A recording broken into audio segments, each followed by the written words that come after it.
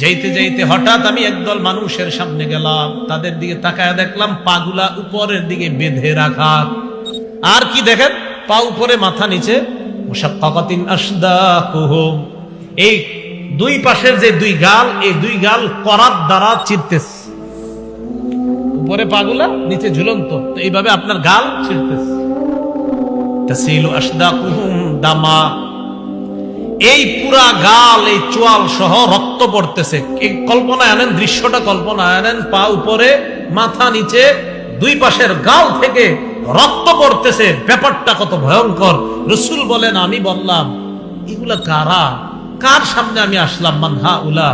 ফেরেশতারা জবাব দিলেন, আল্লাযীনা ইফতিরুনা ক্বাবলা তাহিল্লাতি সাওমিহিম।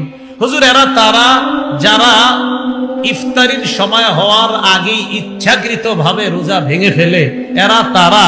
আর যারা রোজা রাখে না, তাদের অবস্থা তো আরো ভয়ঙ্কর। রাসূল বলেন, একদল হুজুর ইচ্ছাকৃতভাবে রোজার সাথে তামাশা করে, ইচ্ছা করে রাখবে, মন চায় আমি রাখবো, মন চায় রাখবো না, ইচ্ছা করে যারা ভেঙে ফেলে, এদের এই অবস্থা, এটা চলতেই থাকবে। পাগুলা উপরের দিকে দেওয়া, মাথা নিচের দিকে দেওয়া, দুই পাশের গাল বেয়ে বেয়ে রক্ত পড়তেছে। এরা কারা? যারা ইচ্ছাকৃতভাবে রোজা ভেঙে ফেলে।